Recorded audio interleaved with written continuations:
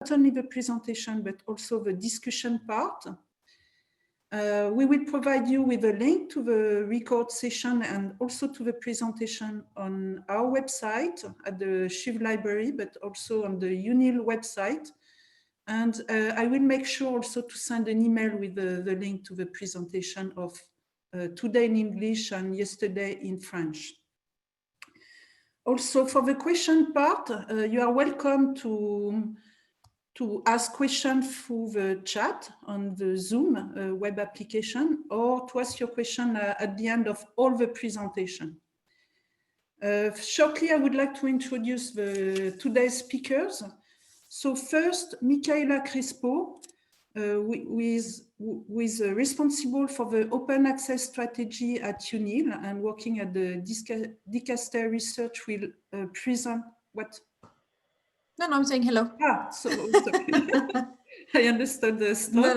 No. That was hello. This is internet communication. So Michaela, I think she will take time. I know that she will take time to introduce you to the new directive on SERVAL and open access. And then there will be several presentations from the UNIRIS and Gérard Bagnou. Gérard, can you? Who is directing the UNIRIS services.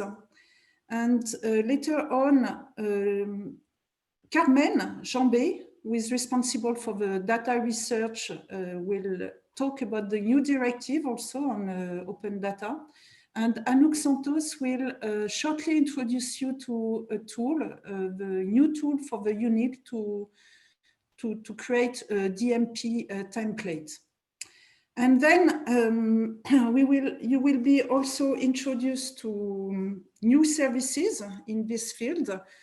The services from the DCSR with Roberto Fabretti. Roberto, we have a visual today. Can you? No? Okay. So at least you will have a presentation from Roberto. And later on, at the end of the presentation, I will present the services we are providing at the CHUV library concerning open science in general. And after on, we will be happy to take your question. So I think we can start, Gérard. Yeah, thank you, Cécile. So I will try to take the presentation. Okay, so you have the menu, but Cécile told you about the agenda of this meeting, so I won't tell you again. So first of all, just some point with the strategy and action plans. In order to carry out the strategy successfully, the UNIL has defined an action plan, which can be divided into 5 main axes or priorities. The first one is governance, the second is organization, infrastructure, and then training, and as we call it, new culture and communication.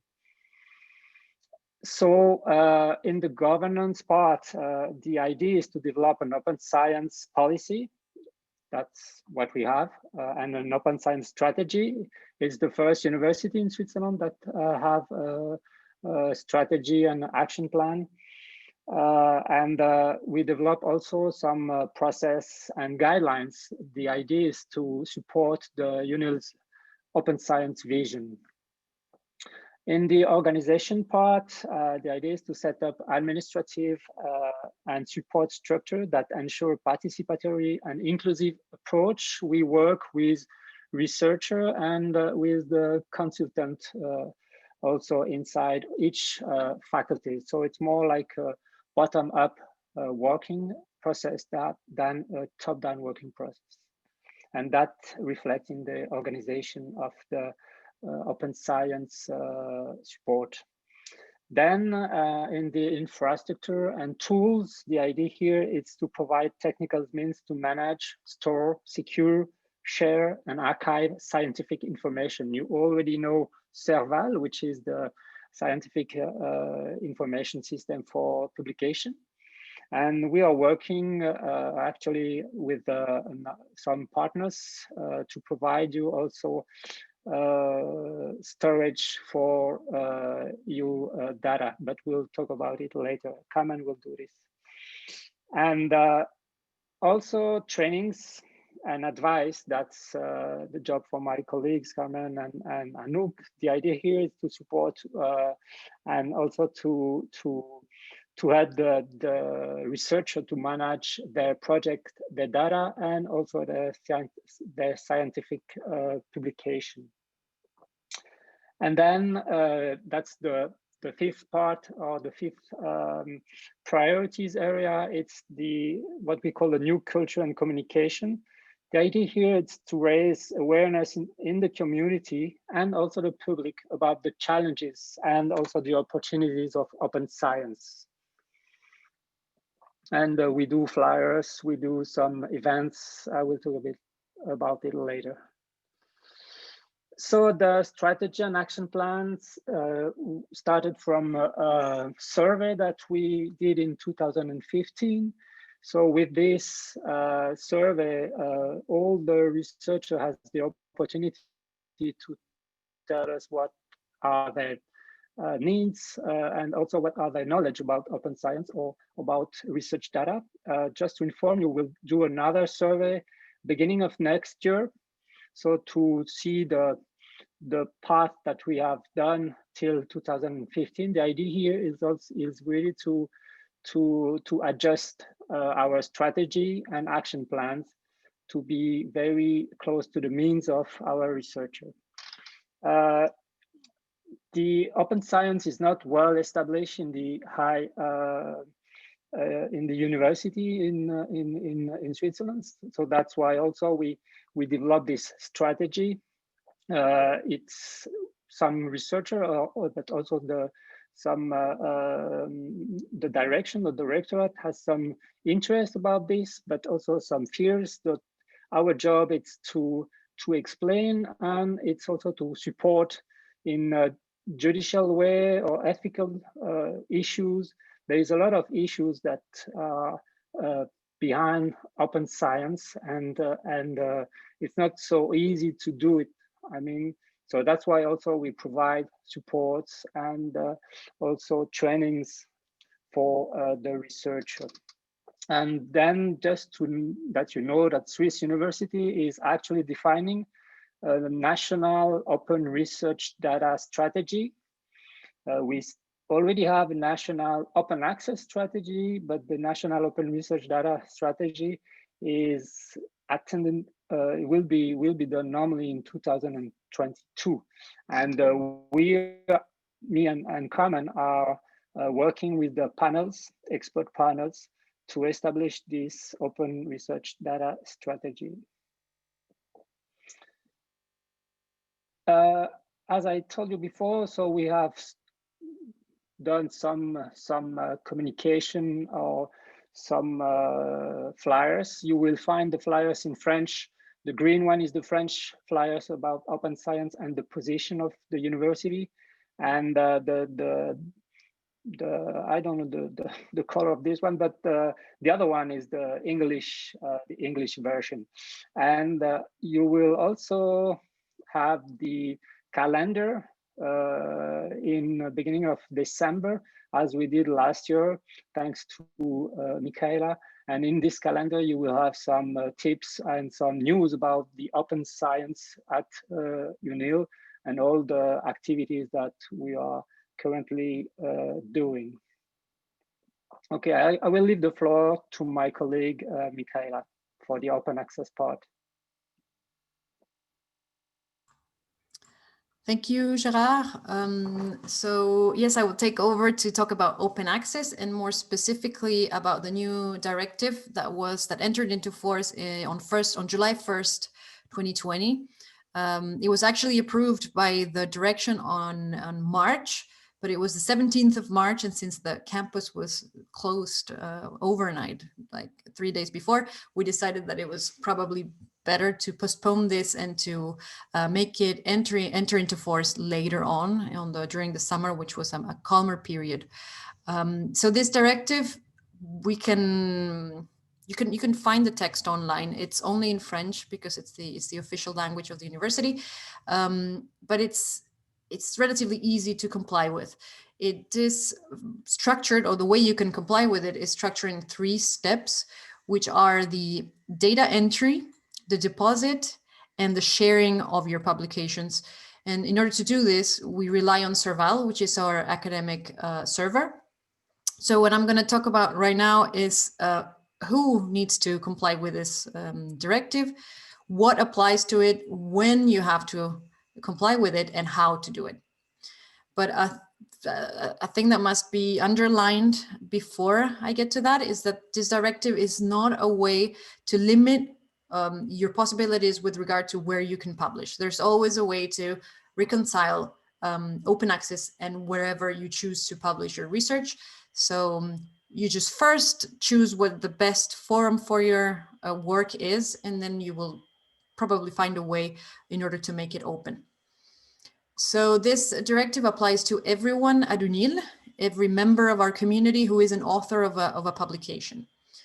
When I say a publication in this talk, and whenever we talk about the directive, I am talking specifically about articles and book parts, so book chapters or prefaces, I don't know, just a part of a book. Because from a legal standpoint, this is the only thing we can oblige you to deposit on SERVAL. The other type of publications like books, theses, monographs, presentations, working papers and reports, master thesis, and press articles are optional. So you can choose whether you want to comply with the directive for these articles or not. So whenever I talk about publication from now on, I'm referring to articles or book extracts, book parts. So with respect to how and when, as I said before, we can split this your obligation, let's say, with regard to this directive in 3 steps. So the first one is the creation of an entry, of a record, let's call it a record in SERVAL. The second one is the deposit of the PDF of said record, of a publication that is described in the record. And finally, you have the sharing of the PDF. Now, whereas the first 2 steps are compulsory, the third one is optional. And also, what I want to stress here is that what you should probably take away from this is that deposit and sharing is not the same thing. So it's 2 different steps. Depositing can be done so that it is accessible only to UNIL members, whereas once you share it in the open access step, then you're sharing it to the world. But you can, this is 2 different steps, and remember that depositing does not mean sharing. So let's just dig a little deeper into each step. So the creation of the record is compulsory. It has all the bibliographic information of your publication, which is the metadata. It's known as the metadata. And you have to remember to link your records to yourself and your co-authors and their units, so that then their lists and your units lists are always complete and up to date. This should be done at the latest at the moment of publication, and you can always come and correct or modify this metadata, because you might, for example, start entering the information of an article that is in press. So you can then come a few months later or a year later and correct that and add your page number or your volume.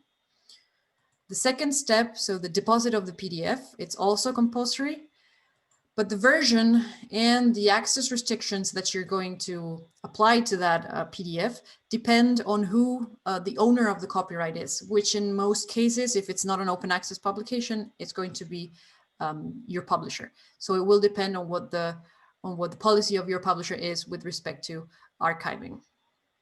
But I'll go a little bit more into detail afterwards. Everyone has access to these PDFs. So the closest a PDF can be is accessible to everyone in UNIL. So wherever you have a PDF in SERVAL, anyone who is authenticated with their UNIL information will be able to see that PDF. The PDF, there's a warning here, a little warning, a word of warning.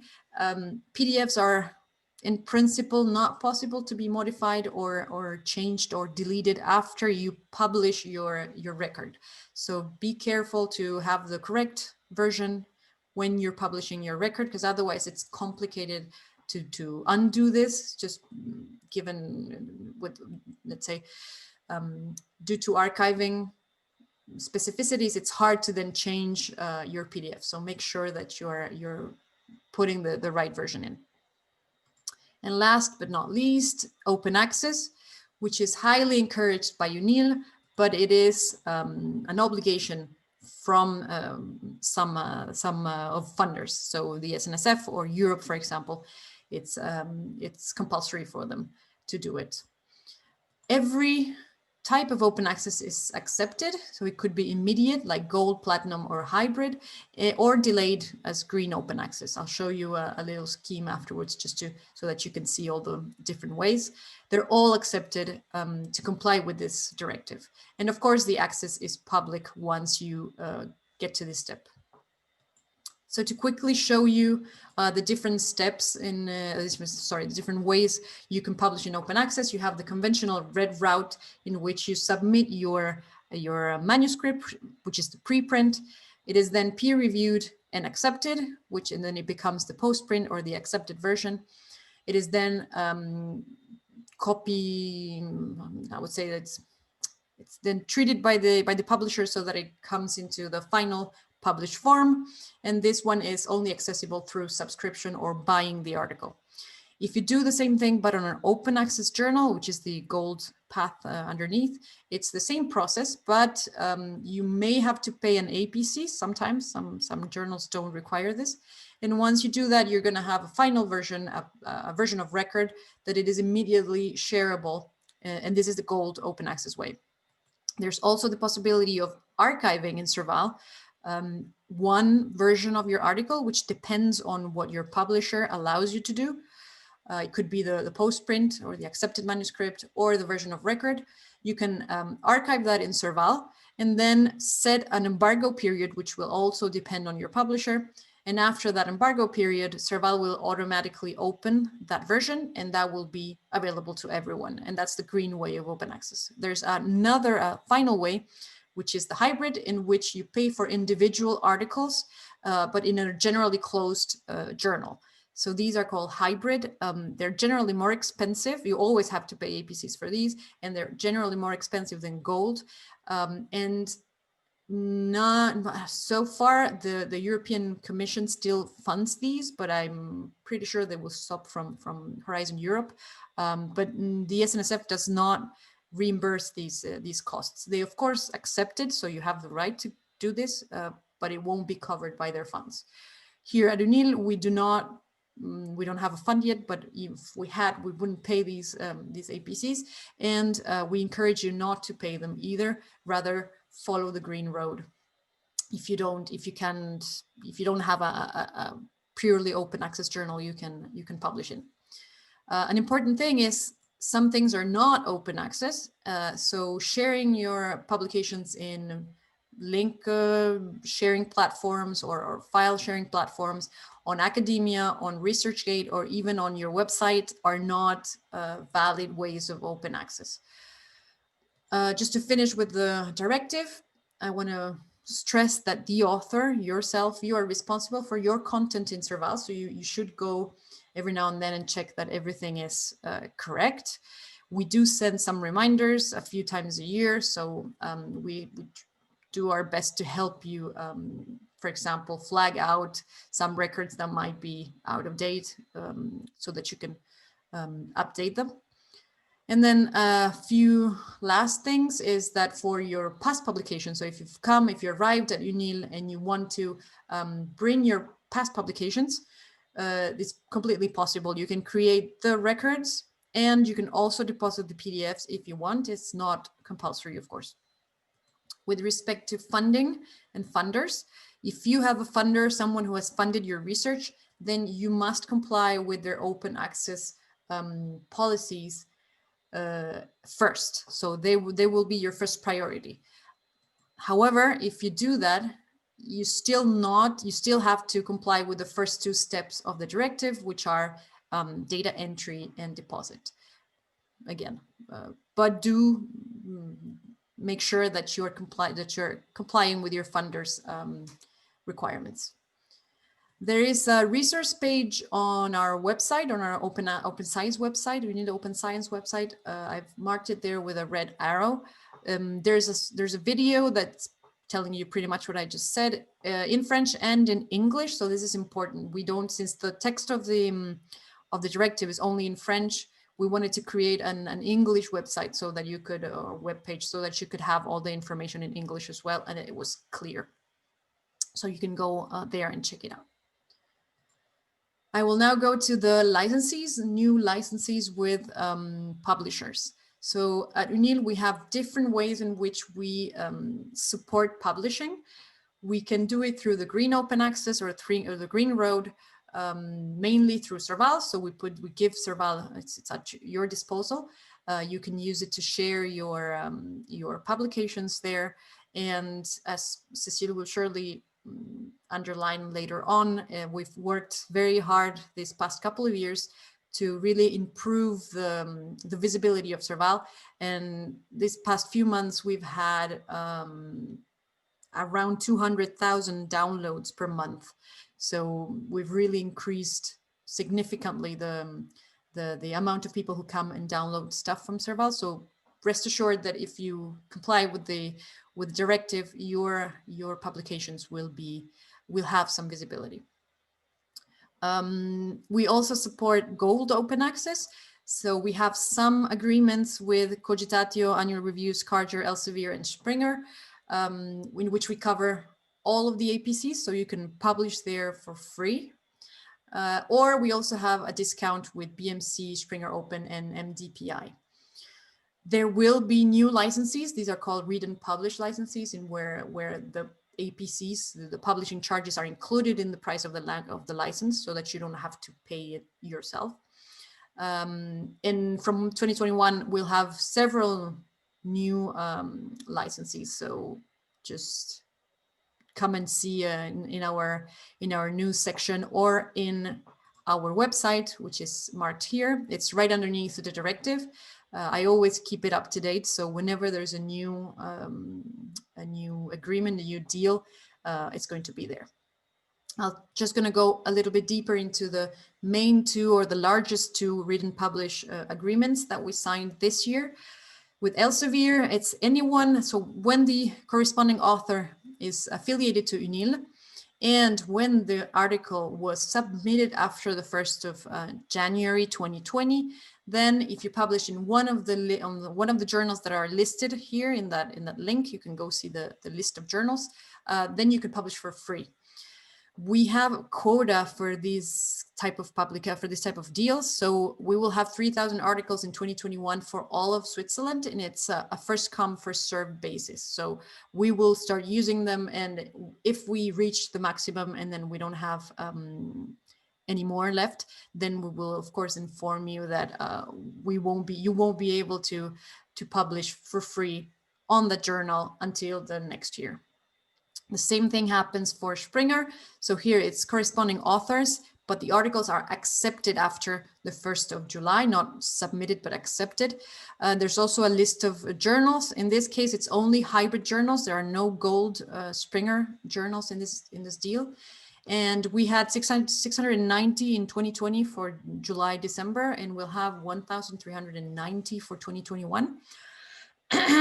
Sorry, again, that's for all of Switzerland. So for this year, we're very, very close to the limit. So it might be possible that during the 1st or 2nd week of December, we're going to run out of APCs. So you won't be able to publish for free in a hybrid journal. And as I said before, in 2021, we will have at least three new licensees with Taylor and Francis, Sage, and Cambridge University Press. I'll just mention very quickly a few resources you can use. They're free for everyone at UNIL. We have a Moodle course. Well, it's a Moodle course. It's in French for the time being. It was done at the end of last year. And when we were going to start shooting the English version, pandemic broke out. So it's not yet translated into English, but if you want to give it a go in French, it's a self-paced course that you could probably do in a couple of hours, which will dig deeper into open access, the basis, legal aspects, using SERVAL, etc. We also have our little parrot Papago, which is it's a tool that will ask you about 4 or 5 questions concerning your specific situation, and then you will receive in response some sheets that are really tailored to your specific situation, and it will give you information on your obligations, your rights, and your possibilities of funding possibilities. I have to say that from this week, at the beginning of this week, we implemented the read and publish deals into Papago. So whenever now you go and ask it and you type in a journal that belongs to Elsevier or Springer big deals, then you will have a paragraph in the funding part that will tell you that you can publish for free. And last, there's the FNS OA check. I don't know if you've heard of this, but it's pretty neat. You go in there, you find yourself in the list of authors, and then you're going to receive also a report like this.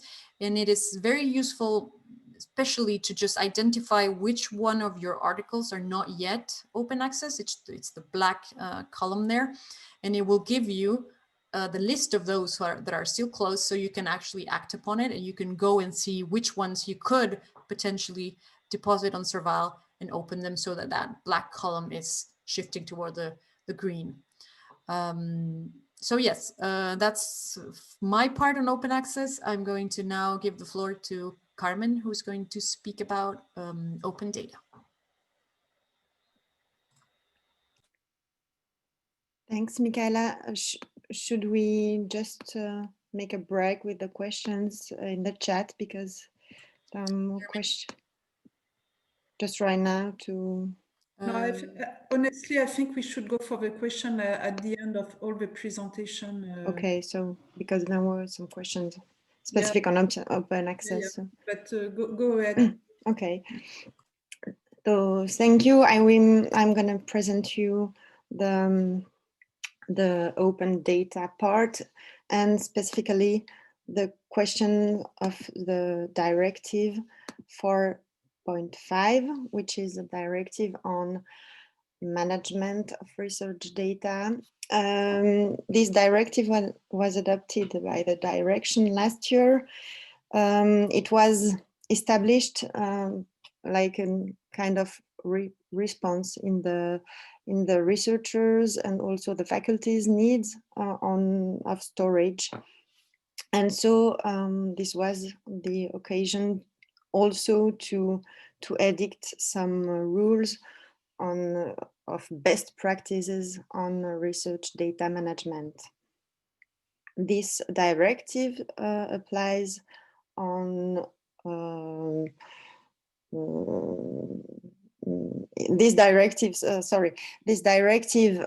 is about the handling, the storage, the preservation of the research data, and it defines who has to make what, so the roles and responsibilities of different partners like researchers, also central services, and it defines certain numbers of rules of managing data.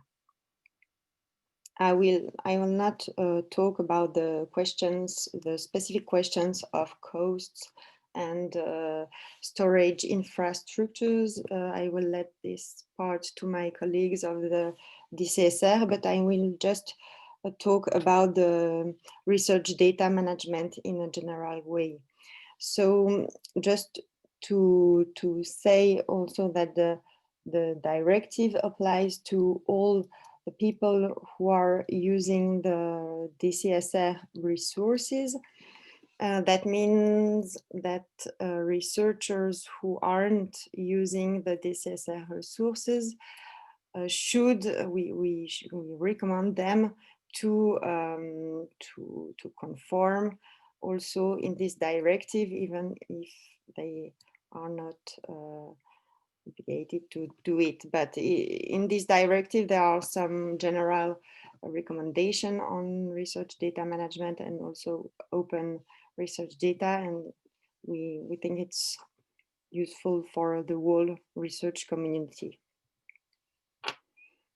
This directive clarifies the question of research data and data which are not considered as research data. So, for example, administrative data or data issues from your courses or your relationships, for example, with the publishers.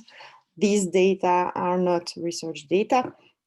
The vision of the university with research data definition is quite huge. We consider all the data who are collected, so existing data who are collected during the research project, collected from another research project or from third parts, for example, but also the data, all the data that you will create and produce during your research project. So the existing data and also the kind of new data from the research project. Another important point is the question of ownership. So here in university, we consider that the data collected and produced during a research project are the ownership of the university, but you will, as a researcher, be considered as authors. It's that same logic than, for example, the publication.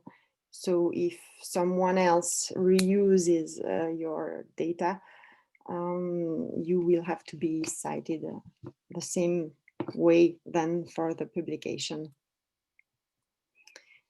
Another important thing is that the universities asks the data to be handled and managed during their whole life cycle. So that means before the data are collected or created, during the project, the research projects, and also after at the end of the project by destroying the data, for example, or deposit them in a repository in order to archive them.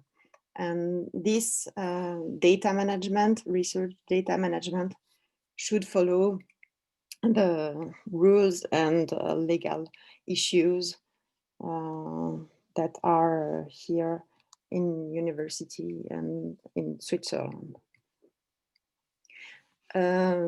Part important, new kind of new requirement is that every project that uses the DCSR resources must write or give a data management plan, which is a document that specifies and explains how you will handle your data during your research project. So when you ask for example, storage servers or some other infrastructures, you should provide the DCSR a data management plan. I know I was just looking at the chat, so we'll answer the questions after.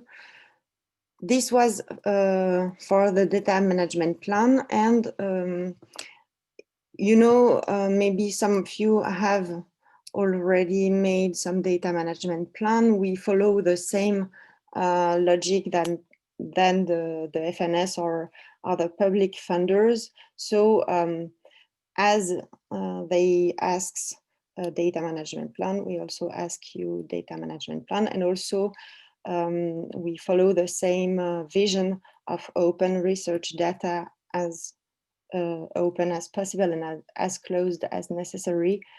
And also the question of using international standards like FAIR principles in order to better share and reuse data. Another question is the question of open and also long-term preservation of research data. So it is asked that at the end of the research project, you should deposit data on a non-commercial and ideally fair data repository. I know that this question of data repository is sometimes difficult because here at the University of Lausanne, we don't have an institutional data repository for the data like we have SERVAL for the publication. So that's the reason why I'm going to talk to you about SwissUBase, which is a national project founded by Swiss universities and in which we are involved with FORCE, the University of Zurich, the DASH and SWITCH. It's a project to develop a national data repository, which will be available in January next year, 2021. And the idea is to have kind of maybe someone like you, someone have deposit their data in Zenodo. It's the idea to have a kind of similar data repository for the preservation and the archiving and also the openness of the data, and in which you could have a kind of specific features for the archiving, for the data description throughout specific metadata schemes, also having kind of services who can help you to deposit your data, to define data protection and access policies, and so on. Also some kind of questions about data management.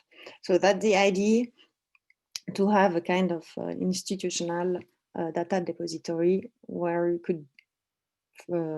could deposit and make accessible your data.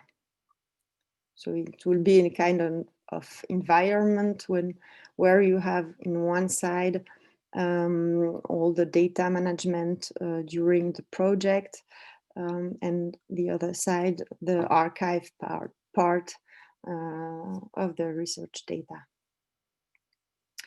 And as Gérard said in the chat, in our website, we are giving some rules and best practices in research data management in a general way. So we are working to develop self-training modules on these different topics, for example, the data management plan or data organization, data sharing, open research data, and so on. We are also developing and planning kind of workshops on these topics, online workshops or presential workshops, it will depend. And in these courses, we will include the questions of the tool that my colleague Anouk is working on, which is DMP Online, and she will talk about you more about this tool who can help you to write your data management plan. Yes. So I'm stopping. Thank you, Carmen. So yeah, I'm going to present the DMP online project that I'm currently working on at the University of Lausanne, at UNIRIS. DMP Online is an online data management plan writing tool that will be available at the University of Lausanne normally in January 21.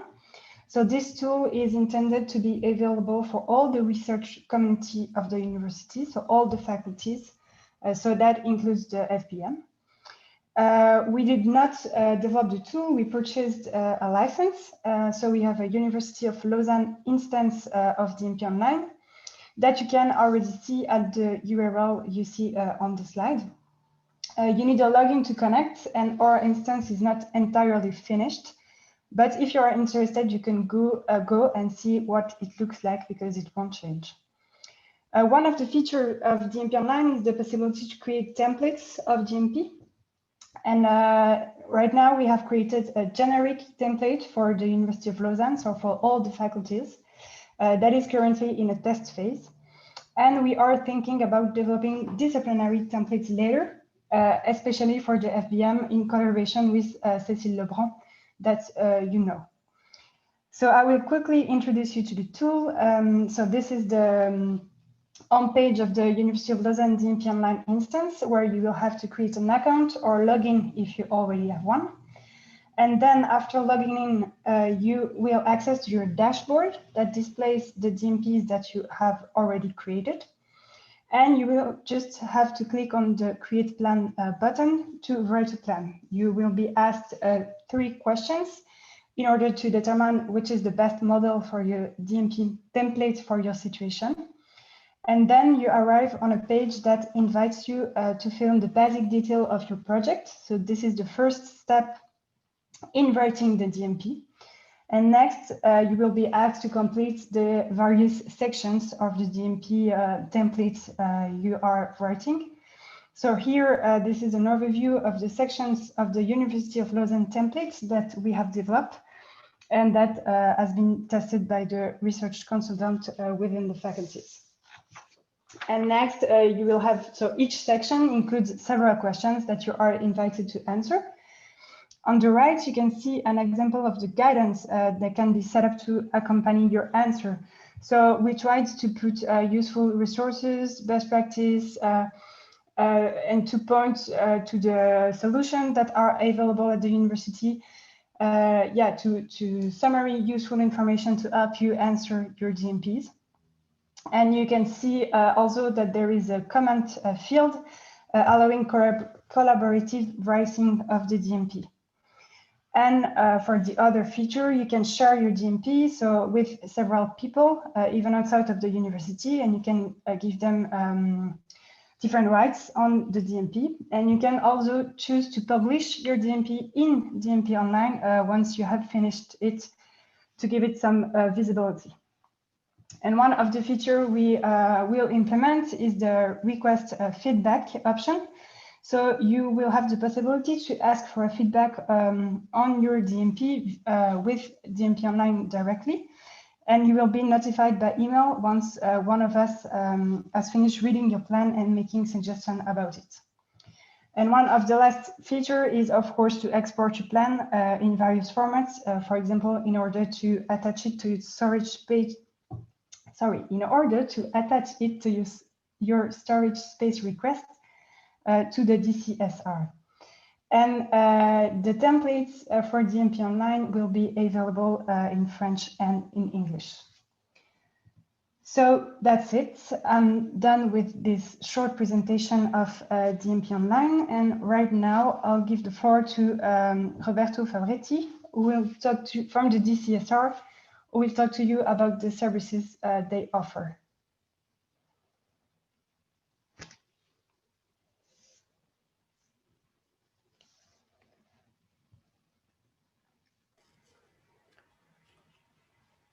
Hello.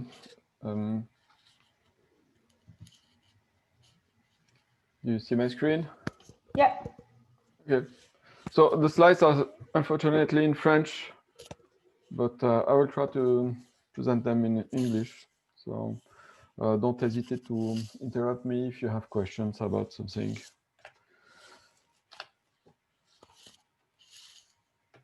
So what is the DCSR? Is the Division for High Performance Computing and Research Support.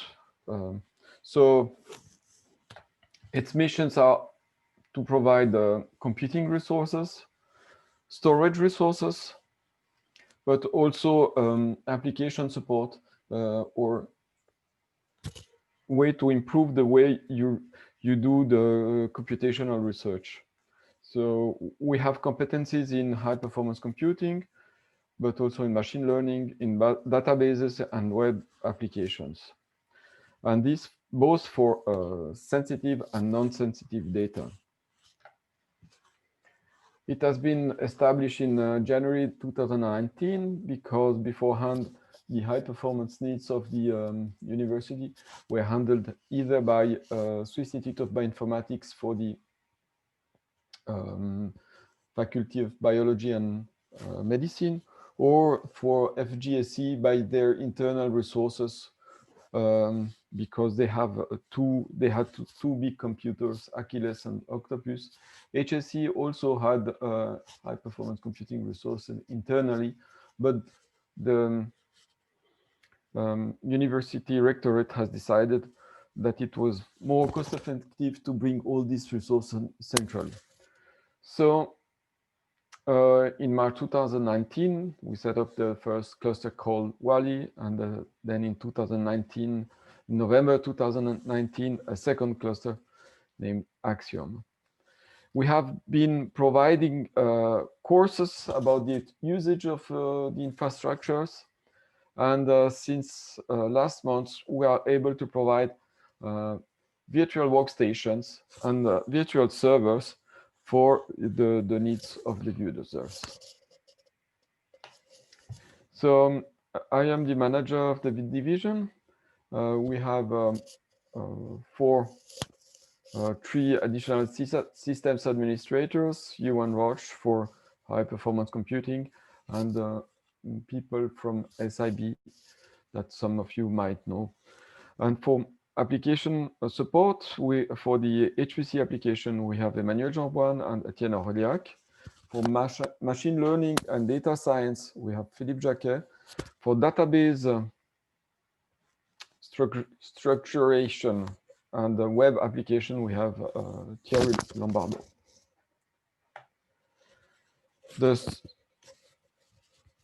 governing bodies of the DCSR are the following. We have a scientific committee which decides the strategic orientation and mostly organizes the sharing of the resources between the different faculties. And we have an executive committee which runs the division on a weekly basis, deciding about the implementation of the strategic orientation and the harmonization of the practice with the other UNIL platforms in the kind of cost models and the billing and support. And the executive committee provides also the liaison with the rectorate. So, as I said, we have a group of sysadmin, and then we have 5 people dedicated to helping researchers to do their research. Currently, we have 3 main clusters. WALI, which is a generalist. It's quite old, but it's homogeneous. It means that you can run parallel computing. It has 96 cores with little memory and has a dedicated disk storage. We have also a cluster called Axiom, which contains what we call fat nodes, meaning that they have a lot of memory and a lot of cores for big computation that cannot be parallelized. It's very heterogeneous. Therefore, we cannot run on several nodes simultaneously. And it has also a dedicated storage space. We also have a cluster dedicated to the management of to the computation of sensitive data. It's heterogeneous, it's air-gapped. It means that there is no access from the internet or to the internet from this cluster.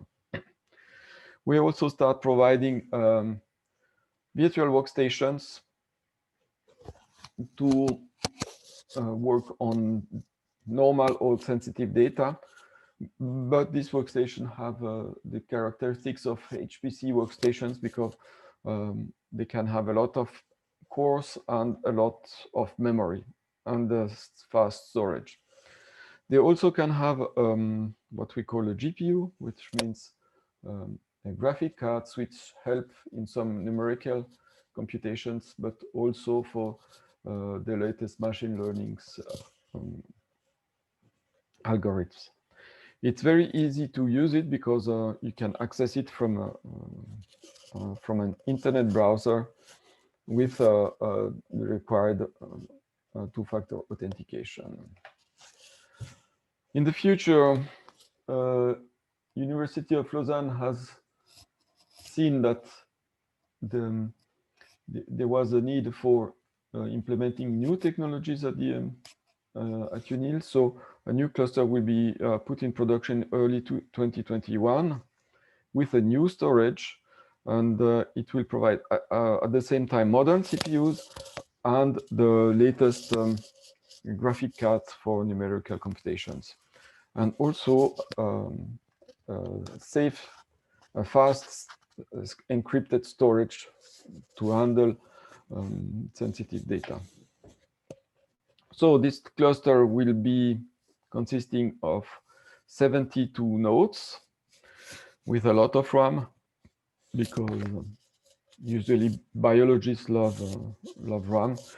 We will have 8 nodes containing each 2 graphic cards, the latest NVIDIA A100 with 40 gigabytes of RAM each, and connected both with 100 gigabit InfiniBand and Ethernet networks. We'll also have a new high-performance storage based on the IBM GPFS file system, which will have a total capacity of 2 petabytes and a very fast flash storage part. So to access the services of the DCSR, here is the link. And to request resources, you have to use this interface. I will try to do a little demo of the of this web interface.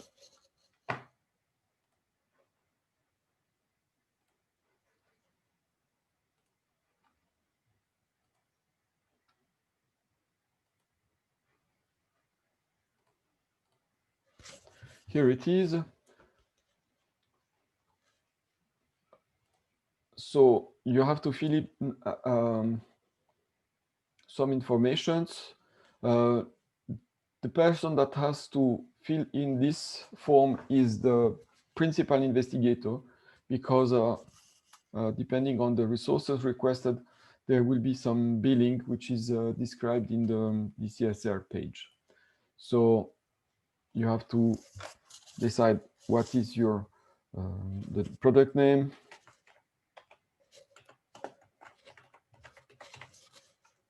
a small project name,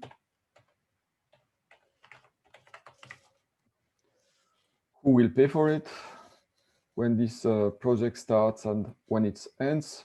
For the moment, the end date is purely indicative, and where the project is located in the organization of the university.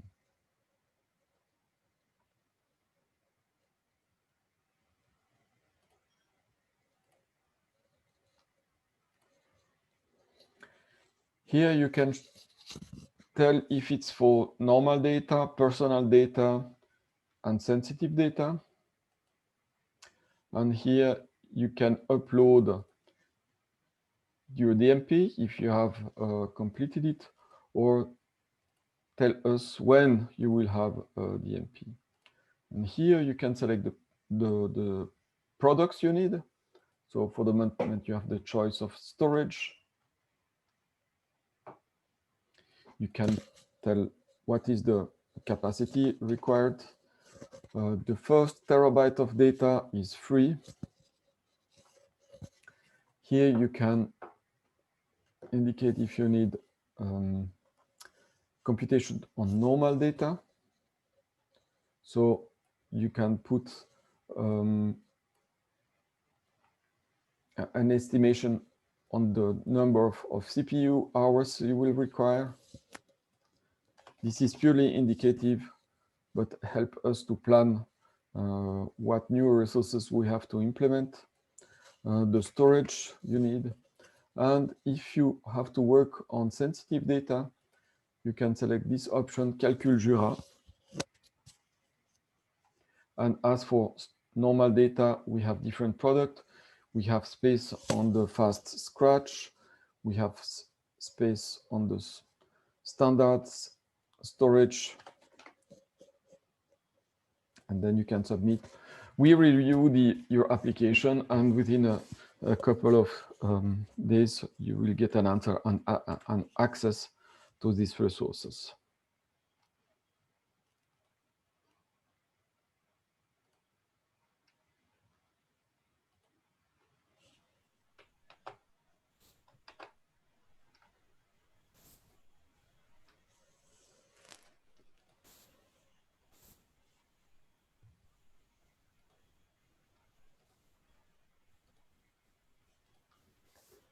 So how to ask for support? Then you have to send an email to helpdesk@unil.ch mentioning DCSR in the subject so that it's directly addressed to us.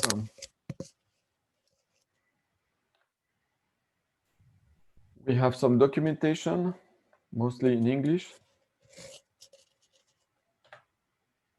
And for applicative support, these are the services we can provide to you.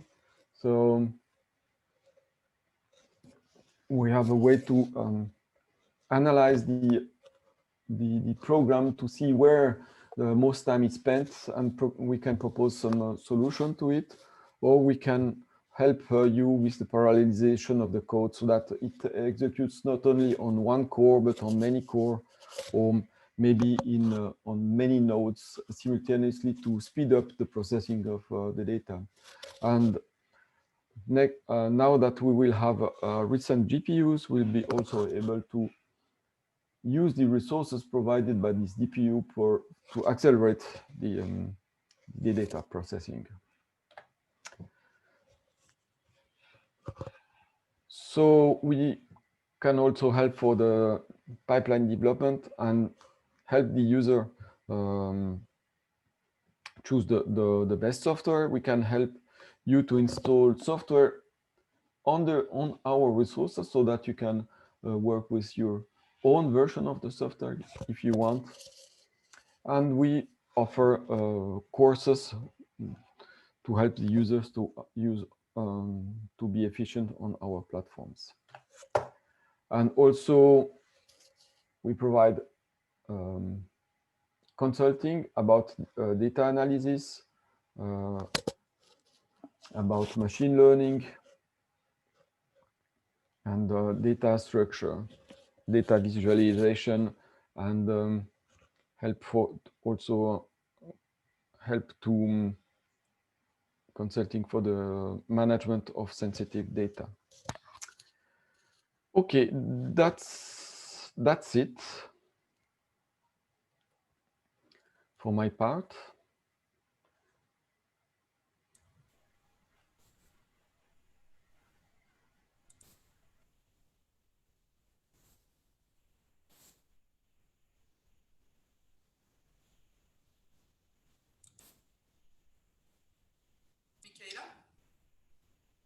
Yep. So can you see the presentation and can you unmute? Yep. Okay. All good. So we are running out of time. I will try my best to make my presentation as short as possible and try maybe to answer some few questions during the presentation. So I'm Cécile Lebrun, I'm working at the CHUV Library and I'm the consultant de recherche for the FBM. And my role here is to create a relay between the UNIL and the FBM faculty. Today, I will focus on the services we are providing in open science at the FBM. First, I would like to concentrate the first part on open access services. And probably it's important that I mention that we are relaying all the important information on our first pages of our website, information concerning fundings, but also UNIL directives. All these information are on our first page. And you have a more detailed description. You have pages dedicated also on our website for services and tools that we are providing to you. We love to come and to visit you, to give you seminars or personalized assistance about open science. But as you probably understood, at the moment, due to the COVID pandemic situation, we are only assisting you by video meeting, but feel free to contact me and to ask any kind of assistance. Since many years now, we are providing several workshops and continuing education on open science, workshop on SERVAL and open access, ORCID, data management plan, and fair data. Again, these workshops are still running, but are replaced by video assistance meeting. And yeah, I will say that they are done much more for 1 to 5 persons together. I would like to focus my presentation on the directive presented today by Michaela, the 4.6 directive on open access and SERVAL, and try to explain what we have put in place at the FBM for helping you with the administrative task. So first of all, I have to remind you that based on this directive, the FBM institutional validations have been abolished. This is the responsibility of the researchers or data entry agents to create the record of your publication on SERVAL. And this is the responsibility uniquely to the researchers to validate the information that are entered on SERVAL and to validate it by publishing the reference in a public mode. As soon as it is published on the public mode way, it will be visible outside the university. And as you have understand, you are now asked, and it is obliged that you depose a PDF version of your publication, at least for the articles and book chapters. So how we can help you through this application? First of all, we have generated a FBM tutorial that is much more related to the kind of concern you have at the FBM, since we are the only faculty using the bibliography that you have entered in SERVAL for your evaluation. So I really invite you first to visit this tutorial. This is in French, and probably soon, as Mark mentioned, I will translate all this part in English. Concerning the deposit of the notice, we have received from the Decana, the FBM Decana, a mandate where the CHUV Libraries is providing you with, I will say, a pre-entries of your SERVAL, of your references in SERVALs, only the entries for the articles that we find in PubMed or Web of Science. And as you will say, still a large part of the information will be given to the researchers. First, it's important to mention that the past years we were recording and validating around 2,000 references for the FBM. For the deposit of a PDF, the way we have found to help you is to automatically deposit all the PDF that are in free access, in open access, in PubMed Central, and who has a CC BY license type. And since a few years now, we have already deposited by this way 4,700 PDF. But still, all the other PDF for your article will be, the deposit of them will be under your responsibility. I will help you to overcome the legal agreements of the publisher and the problem of the version as well of the embargo if you contact me, and I will be happy to provide you with a suggestion and how to proceed with your open access obligation. As Michaela mentioned, you are not obliged to open your document in open access through SERVAL, but honestly, I will strongly encourage you to do it, to make it, because this will really increase the visibility of your work. And since it will be a large part, work important for you, I will be happy to help you to find the right version that you can open to the world. And I'm glad to announce you that we have a really good visibility for your document on SERVAL, since first we have a direct link between the document you are depositing, the article you are depositing on the SERVAL server with PubMed. And already we have deposited 700 author manuscripts from the FBM that are linked directly to SERVAL. And Michaela has done a large and important work to make sure that your references are properly references on Google and Google Scholar. And it's around 100,000 documents that are uploaded each month on SERVAL by the world. So what are your responsibilities now? First, the FBM recommend you and ask you to use to affiliate your name properly on the article by following the Directive 4.3. It's really a way for us to find your articles, to reference them on SERVAL, and as you will see later, to make sure that you benefit article processing charge funding.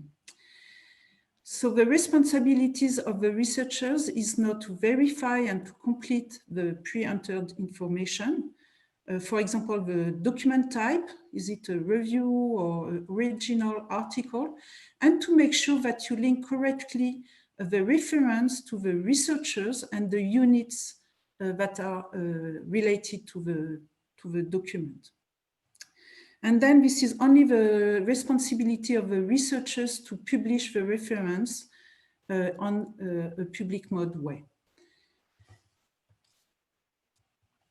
So what are the novelty about licenses? Read and publish licenses with publishers. I think Michaela went through. Just I would like to mention that we relay this information on our website and also by sending you emails when there are important information. The way we can help you, since there are many rules and different journals from these publishers, we can provide you with information and advice on the eligibility requirements to benefit the article processing charge funding, and which journal in which journal you should publish to access these fundings. We are also involved during the process of the publishing of your article on the publisher platform. So after you are identified properly your article, there is a step of verification where I will give you my approval for the eligibility of your article, making sure that you are the corresponding author of the article. And as soon as I give my approval to the publisher, then your article is open in gold open access in the publisher platform. I would like to remind you to use preferentially the CC BY license while publishing in Gold Open Access if you really want the community to benefit your work. And I would like still to give mention very quickly the interest of ORCID, since this is the best manner at the moment to create a link between the SERVAL, the journals, and the SNFS and Horizon 2022 platform. So I really encourage you to use your ORCID profile by filling it with information, and we are happy for helping you to provide information on your ORCID profile.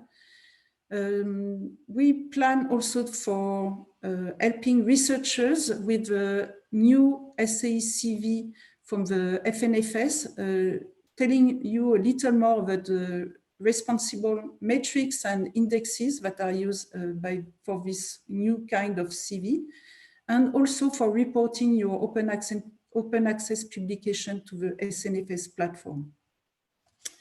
Coming now to the data management part, our service is giving you information and advice and help how to manage and also share your data.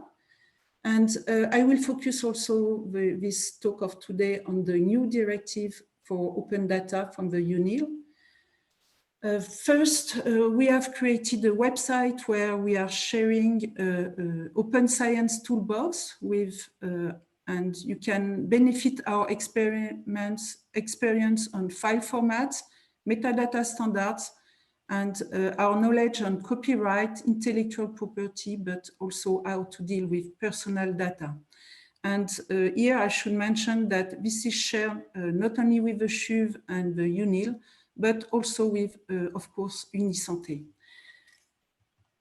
And coming back to the need of a data management plan, not only while you are applying to the SNFS fundings, but also now to store your active data on the DCSR NAS server. We have generated two different templates, one for the UNIL FBM and one for the SHUV. And you can use these two templates that have been introduced in different tools. So maybe I will come back on the differences between the DMP CAN-based generator that we are collaborating with the SIB to introduce two of the templates, one for the UNIL and SHUV. So this tool is a nice tool at the moment for life science data, but we need to increment much more data for a different kind of field, for example, in the biological field for ecology, and also for clinical research. And I'm glad to let you know that the SIB has received some funding, and that Grégoire Rossier now is in charge to implement a new type of data to answers and to make this tool much more appropriate also for the clinical research, for example, or other field in biology. So feel free to send me the kind of data you are interested to see and to appear in this tool. And so this is an interactive tool where you adjust to tip, and you will be given a kind of Word template, but still while applying to the SNFS, MySNF platform, you will have to copy paste the answer. But of course, we are collaborating with the UNIRIS and the DCSR, and you can, if you have used already this template and this tool, you can take the same data management plan in order to ask storage space on the DCSR platform. At the moment, I'm working now with Anouk and Carmen to make sure also that you can use the DMP Online tool that is distributed by the UNIL. And we are creating, again, two different templates for the biologic and the clinical part.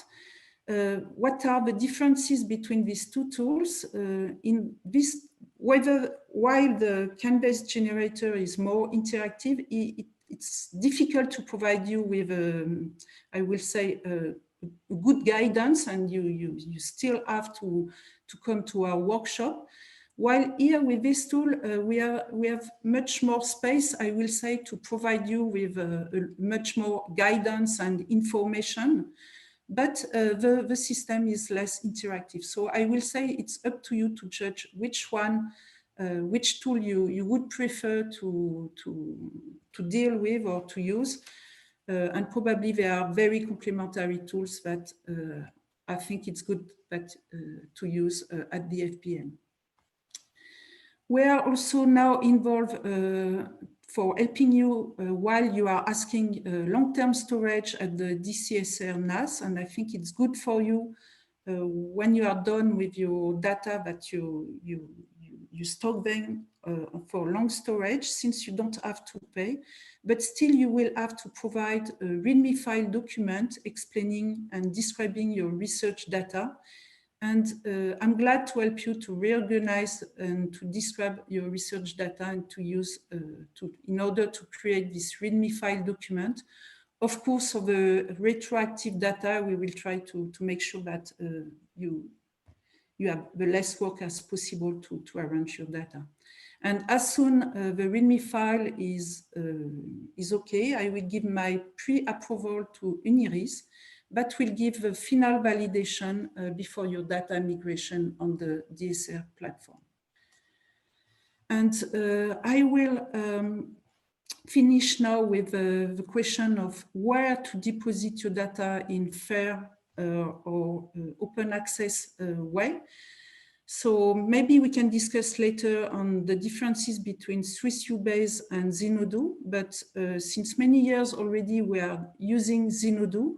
This is a nice repository for unstructured data. Of course, for discipline data like genomics or transcriptomics or this very structured data, you still have to use the discipline repositories, and journals and fundings will ask for it.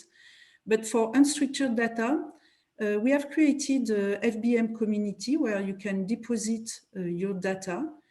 We have already noticed 42 datasets that have been deposited. You can also deposit software. We have created 2 tutorials in order to help you to deposit your data.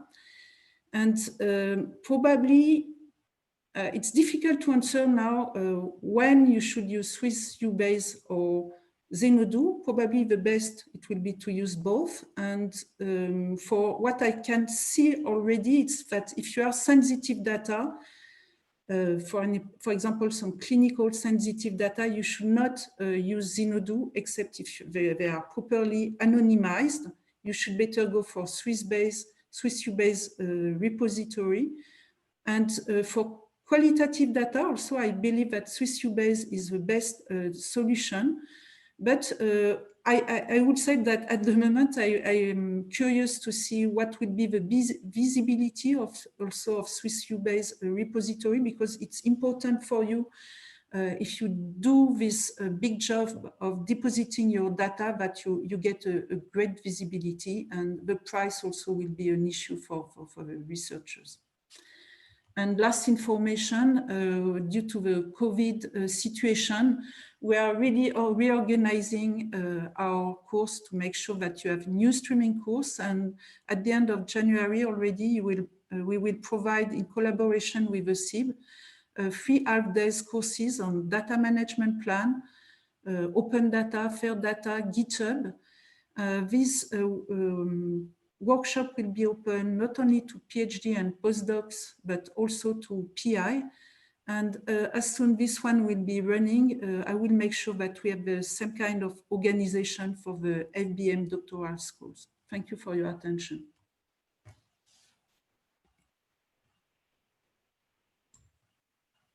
Thank you, Cécile.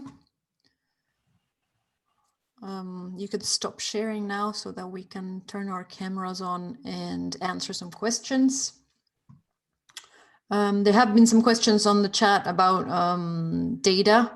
which have been answered. But the question was again, like last time, why are there 2 DMP tools and which one should we use? And Carmen said that you could choose whichever you want, that we developed DMP online because there weren't such tools for the other faculties. But if you feel good about Canvas, then you can keep using that one for FBM. So yeah. Mm-hmm. I will say that if you are some way advanced with a data management plan, I think the DMP Canvas generator, as soon we have, but it will be done also for clinical or, for example, ecological data will be the best way for advanced researchers if they are already get some workshop. But if you don't feel familiar with how to build a DMP, for sure the DMP online will be the best way. And to my way, what I see, it's before I was providing a template in a Word format, and I think DMP online will be the best format now for the researchers. There was a question about SwissU base and if data can be moved back and forth between the two. Carmen also answered that that you cannot move the whole information or the data from one to the other, but it will be possible to add the DOI or something of another repository into SwissU base. Is this correct?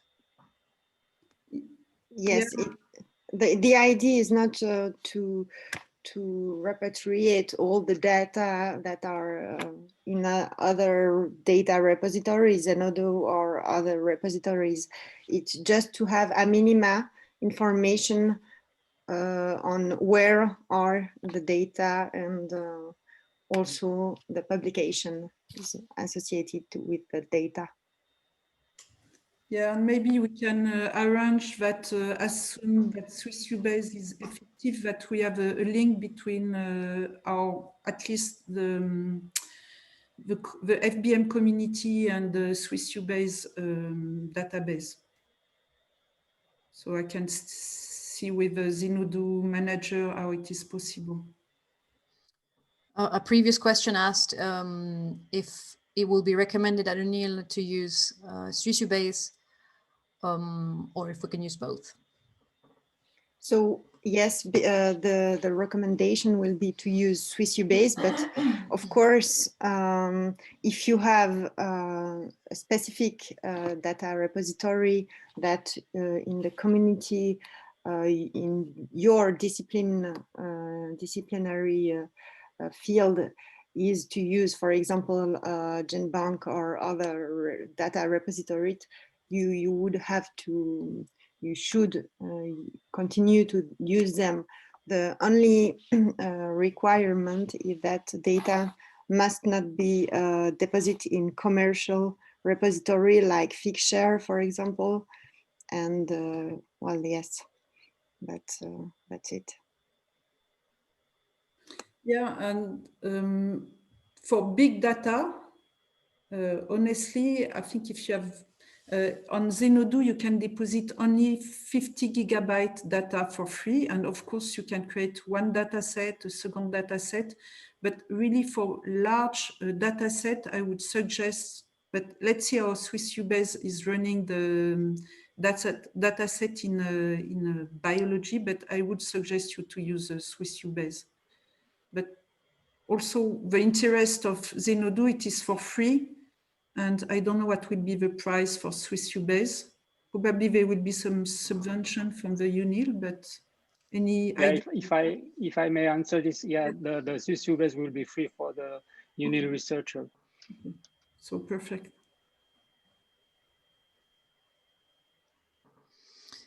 Okay, so I'll go to the beginning, going up in the questions, and we get to a few open access questions that were asked simultaneously. So I'll try to address them. Then Cecilia, if you want to add something afterwards. So there's a question about preprints and why they're not in the flowchart. It's correct. I could put an arrow from the preprints into preprint servers. I'll probably add that the point is preprints are not considered as valid open access from the SNSF, and they're not included in the directive either.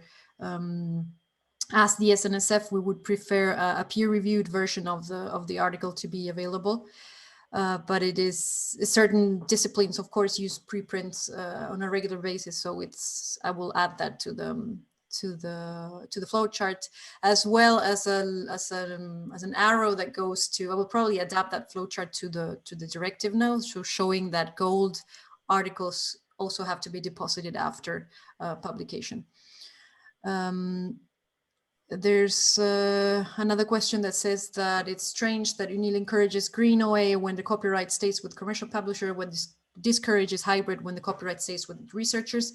Yes, the problem with this is that hybrid, which is not included in a transformative agreement, means paying the publisher twice. So we're already paying millions and millions from public money to pay for access. We are not willing to pay even more for publishing. So if it's included in the license, then we will do it. But other than that, it's not. It's a political decision, actually. If we keep paying a hybrid APCs because we have the money, then the publishers have no interest in changing the model. Of course, the ideal thing would be a green OA where the copyright stays with the author, which is pretty much what Plan S is striving to achieve. We might get there at some point. I don't know. And then there are a couple of questions about the quota, about Elsevier and Springer.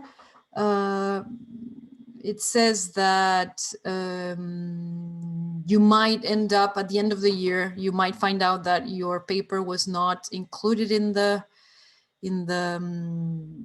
license because you're after the quota. And that one question says that you might be forced to pay for it. And the other one asks if you're going to get into trouble with the SNSF, given that the embargoes are longer than the 6 months required by the SNSF. So with respect to the first question, you're not obliged to pay for the hybrid. So you can just publish your article, which will be under subscription, and then deposit your PDF in SERVAL and open it after the required embargo. You can negotiate with the publisher to see if they're going to reduce, if they're willing to reduce the embargo to 6 months. Likely they will say no, but yeah, from my experience, I've seen a lot of examples of this situation, and I have yet to see a case in which the SNSF raised some problems. If you tried your best and you can show that you tried to diminish the embargo, that you deposited your article, that it is there, that it is going to be open after the embargo, I highly doubt that you're going to have formal problems with the SNSF. Again, they don't specify what their punishment would be, but if you're doing all you can do, I see it as very unlikely that you will have any kind of problems with them. Cecile, I don't know if you had any experience on this. So yes, I have an experience on this, and what I'm doing is try, if people are close to report to the SNFS, I try to make sure they are close to the 6 months. And if they are not close to report to the SNFS on the My SNFS, I try to stick to the publisher's 12 months legal issues. Mm-hmm. And for sure, from what I see, the SNFS at the moment is they want to make sure you publish in open access, but they are not so strict on the. From what I see, and if they change their politics, then probably, yeah, Michaela, we should discuss with them that how they, I mean, still the researchers, they have to comply to the publisher's agreement. So mm-hmm, they have signed, and yeah. So let's see if the situation was becoming problematic. For sure, we will see with Michaela how to deal with this kind of issue with the SNFS. And also, Michaela, I would like to come back to the preprint. Yeah. I think it would be really nice if we could have the possibility to deposit the free version on the. I know that each time I'm coming back to you with this, but as you can see now, the researchers are using more and more the preprint. I think it's really a good way for them to publish. We have seen this also with the COVID situation, where the researchers were asked this time by the publishers to deposit their preprint, and I will be happy that it is possible on the same reference, because if we have to create 3 references, one for the preprint, one for the postprint, and one for the PDF, we are going to be completely lost. So do you know when this development will be done on SERVAL? It will probably be done in the next SERVAL. So now, beginning of next year, we're beginning the project of migrating SERVAL to a new to a new software. So it will be a completely new SERVAL.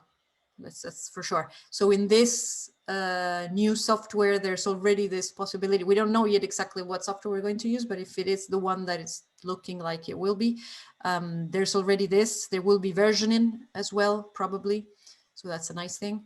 So yes, of course, it's an important feature. It was not possible to do it with the current software because it just demanded way too much, way too many developments, but it will be for a certain requirement for the next one. I cannot tell you how long that will take because we haven't yet started with the project. So whenever we know more. But yeah, I've also had a couple more suggestions the other day, so we're adding all those to the list, to the wish list. Okay, Taylor. And the last thing about the SNSF is that it's a requirement from the SNSF. We're completely aware that it puts you, the researchers, in an impossible position of having to use specific or publish in specific journals, because it's the journals that you have to publish in order to advance your career. But the embargo does not line up with whatever the SNSF asks for. So what I've always said is that it should be probably the funders. It would be probably a good idea if the funders could get into agreements with the publishers, like I think the Wellcome Trust does that. Yeah. So I mean, an individual researcher has very little weight, I would say, to try to change embargoes and contracts. But if a whole bunch of funders agree, like the Planes is doing now, in new restrictions, and then get into deals with publishers, then probably that's the way it's going to go. The thing is, as well, with this quota, it's really a transition period. It's the first type of RNP, read and publish agreements we sign. The quotas normally increase year after year, and then at a certain point they should become unlimited.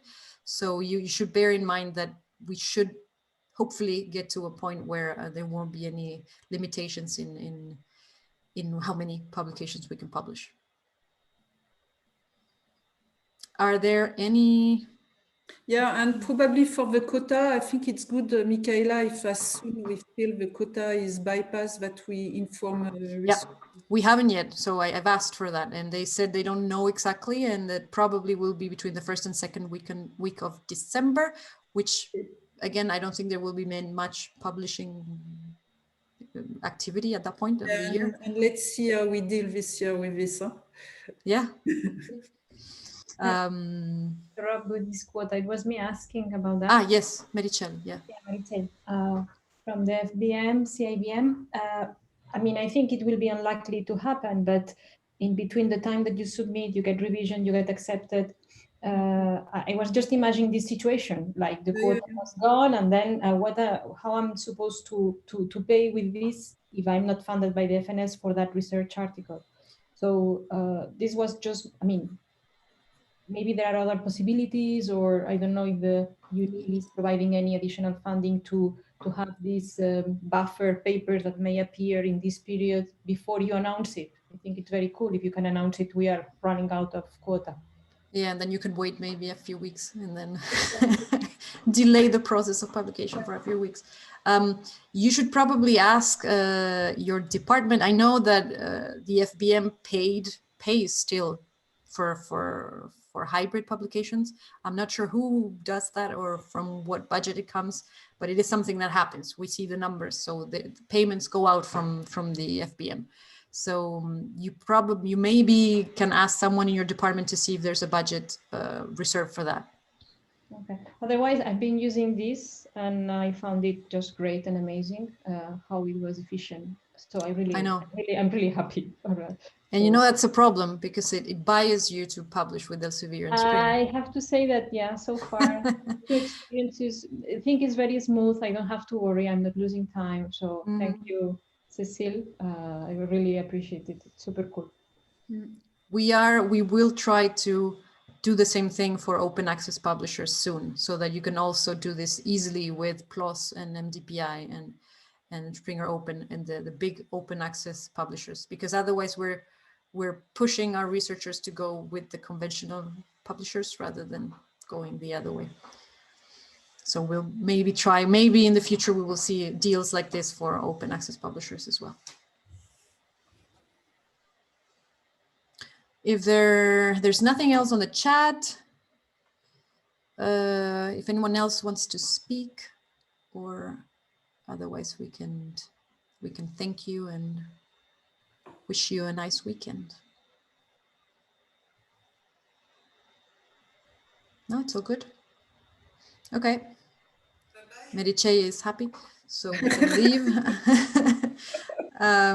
Thank you, Cecile, for hosting us, and thank you all for. Michaela. I think it was good to have this kind of meeting where, in one shot, we can inform all researchers about the different directives, tools, and services. So thank you also.